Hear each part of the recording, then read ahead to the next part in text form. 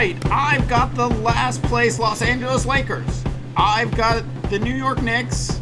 I've got messy hair. I've got Phil Jackson.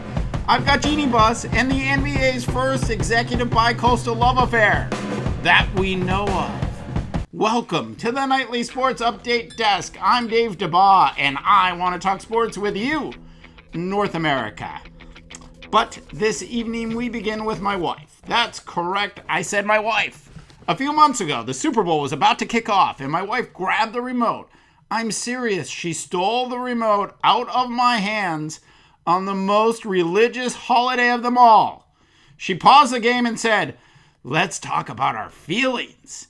Now look, I'm not saying Jeanie Buss and Phil Jackson are going to be in the middle of dinner when Jeanie stops, looks at Phil and says, "Phil, stop talking about your feelings for a minute." I'll give you Nash, some cash, and 2 players to be named later for Carmelo. Look, as the famous Pat Benatar used to say, love is a battlefield. Jeanie gets to deal with her older brother, Jim, and Phil gets to deal with Dolan. Look, for me, Dolan reminds me of that old guy from Scooby-Doo. Okay, so look, he doesn't look anything like the old guy from Scooby-Doo.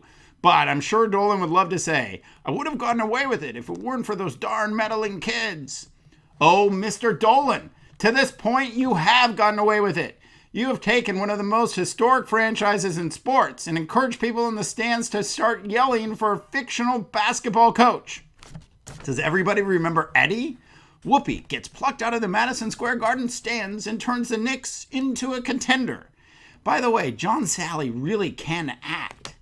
So maybe Phil's first move should be to call Barbara Walters up and see if Whoopi is available for dinner. As for my wife, the other morning I was watching the Golf Channel's pregame show.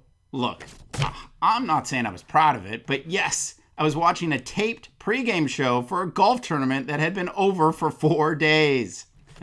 This is my defensive strategy for avoiding sitting through General Hospital. So there I am. I have a stale Golf Channel pregame show on, and honestly, I'm not even listening to what the announcers are saying. And my wife, she turns to me and says, "Who gives a bleep about his damn thumb being longer than other people's thumbs? And who cares about his grip and his trajectory?" And finally tonight, this just in off the sports wire, Dateline China. The Chinese people have voted. Really, Producer Buck? The Chinese people have voted? So the Chinese people have voted, and they've decided to change the year from the year of the horse to the year of Michael Jordan's Bobcats. That is it from the Nightly Sports Update Desk. I'm Dave Dabbah, wishing you and Michael Jordan's Bobcats good luck, North America.